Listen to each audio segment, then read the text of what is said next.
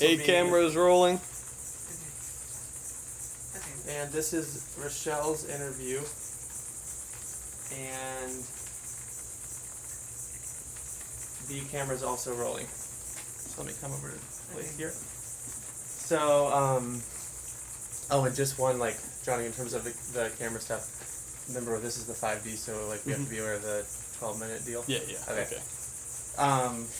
Which, it'll be all broken up anyway. How do we want to start you off? Why don't we start with just... My name? Yeah, you could just say... I mean, I can tell you the little story about... I mean, I can start with my name. Yeah. And real quick, yeah. even if the 5D does shut off, if she's in the middle of something, this says a 30-minute record, so we'll just keep going on this one if she's in the middle. Otherwise, we can call it hard cut. Okay, perfect. Right. Sorry. Okay, so go for it. Okay, my name is Rachelle Tennis. It's really Tenace. When the ancestors came over on the boat from Italy, they kind of had to change their name, to fit into the American culture. So the spelling is Tenace. It's like Versace. So I'm going back to that name now because I'm proud of my Italian heritage. And, my friends in Italy say to me too, they're Rachelle, your name fits you perfectly. Tenace in Italian means tenacious. So that's me. That fits me to a T. So, I mean, I've always been courageous. I'm a very brave woman. I quit my job when I was 29 years old, and I moved to Europe, and I ended up on a journey that hasn't ended yet. And, I want to inspire other people with my experiences, and I have a passion for textiles. I love traveling, and also I've had a lot of strange things happen in my life. I'm into the laws of attraction, and every person that I've met, everything that's happened to me has led me to this point. And, it's just an amazing journey, and I want to share that story with other people. Awesome. Man, you're good on the camera. That's great. Why don't you give us the line about your version of it, but basically over the past 20 years, however long it's been, over the past 20 years, I've had the chance to travel, meet people, build relationships, and now I'm combining all of that into, and then go from there. Okay. I mean, I've been in this industry for the past 30 years. I started out as an interior designer, then I sold fabrics to designers, moved to Europe when I was 29, as I told you. And I've been so fortunate. I've met so many interesting people. I've been to so many interesting places, and it never gets old for me. I'm just a curious person. And I think when you have no more curiosity, it's time to just hang it up, because that's the whole purpose of life. You have such a short time to make the most of it, and you have to do it, and even people too. I've had some recent things happen in my life. My marriage kind of fell apart. My husband and I became like brother and sister, and he's my soulmate. I mean, I had a gypsy years ago tell me, remember the name Jürgen, because that's the one. And I met him. I moved to Europe. I was in Europe for 2 years. I worked in a textile mill in Germany. And then I went to Italy, which was my main purpose for going to Europe. I just wanted to learn Italian. I was a 30-year-old person learning Italian, so I wanted to revisit my heritage. I'm proud to be an Italian, and I'm proud to be an American too. So, but I met my husband, and we had a good run for a long time. I was fortunate. I have 2 beautiful boys, Adriano and Luca.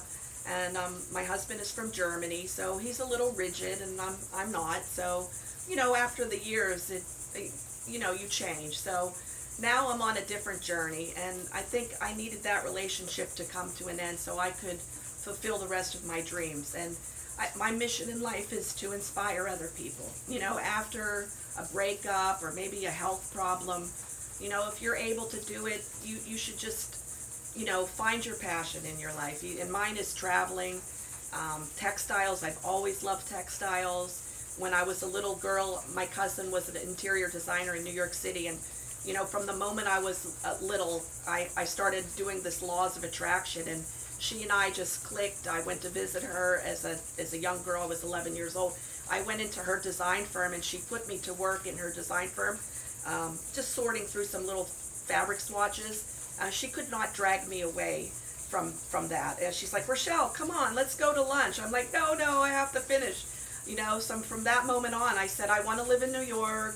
I want to be an interior designer. And I did, except the parts, I live in Florida now, so a little bit nicer weather, you know, more laid back. You can wear your flip-flops or whatever here. This is suits me perfectly. I love the ocean, and, you know, but over the years I changed careers, and now I sell textiles. I'm a textile agent, and that allows me to travel. I try to combine my work with a little side trips. I have been to China 6 times, Vietnam. I also do furniture design on the side for a friend of mine. So, you know, I'm just a creative person, and I meet a lot of creative people. And one of the people that I met is here today, and his name is Gustavo. And he has a really interesting story. His company dates back from 1790. The King of Italy wanted to have the industry in the south of Italy, so Gustavo's family was in charge of the looms. And Gustavo is also part of a royal family. He's descendant from Louis XV, so he's visiting with his son Carlo, who is the 6th generation running this textile mill called Gustavo de Negri. It's called de Negri. And he's here today, and it's just an interesting story, and most people don't get to see the behind the scenes of how textiles get their start in the hotels, in your home, you know, even fabrics for your clothing. I mean, Gustavo has created fabrics for a fashion show, which we can show clips of that later. But, you know, textiles is everywhere. It started in the beginning of time. People from the times they were in caves, they had to figure out, how do I protect myself? How do I make my surroundings more comfortable? So textiles, you know, are in every country in the world. They each have their own textile story, and I want to bring the stories to life, show how they're created, the inspiration behind the textiles, you know, also the traveling part about it, the people that you meet. It's just amazing. It's very interesting, and, you know, I'm a mom first and foremost. That's my most important job in my life, but you know, once my kids are gone away, I'm on the road. I'm going to travel to all these different countries, and you know, we have stories in Thailand, Italy, Peru. Everybody has their textile story, and I want to explore those stories and show the behind the scenes, you know, in this industry, and also combine the laws of attraction and an inspirational side to this, because I've always attracted what I needed. The people I met were always interesting, and one thing led to another, and it just keeps going like that. So that's the journey. That's how life goes. You go step by step, you know, and if you're inspired, you get inspiration from somewhere, you know, and you keep a positive attitude, you can have an amazing life, and that's what I want to bring to the table. That was great. I want to circle back to because you hit on some really good personal notes, but I think it will also be good in the promo. Why don't you talk about, over the past 30 years, what brands have you worked with, or what locations have you traveled to? Okay. Give us some of those like names and things that are going to kind of make people's eyes light up and oh, that's pretty cool, you know. Okay. We're at 8.5 minutes. Okay. Okay. Most of my business is in New York. I deal with Kravet Fabrics. That's the biggest fabric company in the world right now. I was just in New York a couple of weeks ago with Scott Kravet, the owner of the company.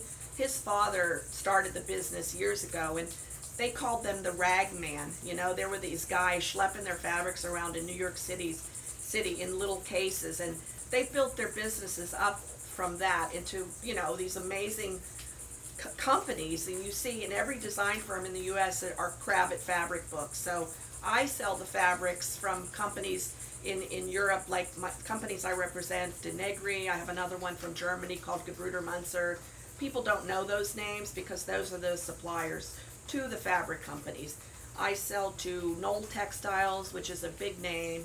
I mean, that was started by Florence Knoll. I think it was back in the 40s. So they're based in New York City. I mean, I travel to California. There's companies in Texas, companies in Atlanta. I deal with Design Tex, which is a big company that they do contract fabrics, and they sell a lot of stuff for hospitality design, which is for hotels, contract, which those are office interiors. They also represent Steelcase, which is an office furniture company. So they're a big fabric company, big company that I deal with.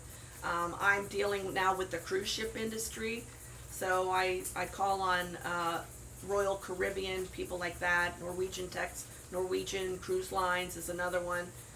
So the textiles, also those have special fabrics, and my mill from Italy produces textiles there's certain specifications for the cruise ships that you have to have, so certain mills produce certain kinds of fabrics for that industry. So every industry is a little bit different, and I kind of touch in every industry, from residential design, which is the home, high-end residential. I deal with companies like Ralph Lauren or Brunswick and Fee, Schumacher, Scalamandre. These are the big names in high-end residential fabrics. So I've been dealing with these people for the past 25 years.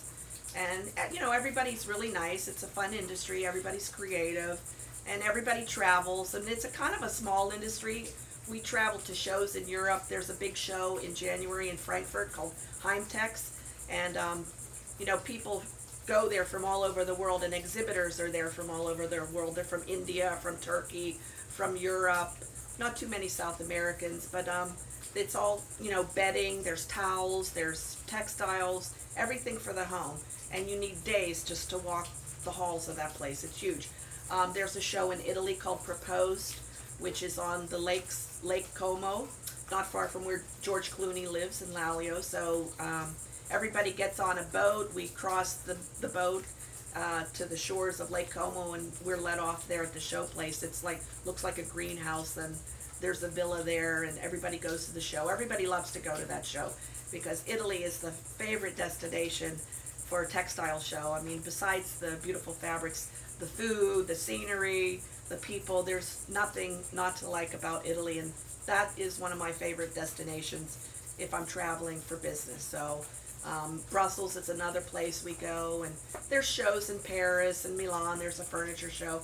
So, there's also a few shows in the United States too that I could talk about later, but it keeps me busy, and besides being a mom, I get to travel to all these different locations and then see all my friends. We've all been in the industry for a long time. We've all been together for this, so when we go to the shows, we all meet up, and everybody knows everybody, and it's a rather small industry, even though it seems like a large industry, and I like it, so I want to show everybody how it is.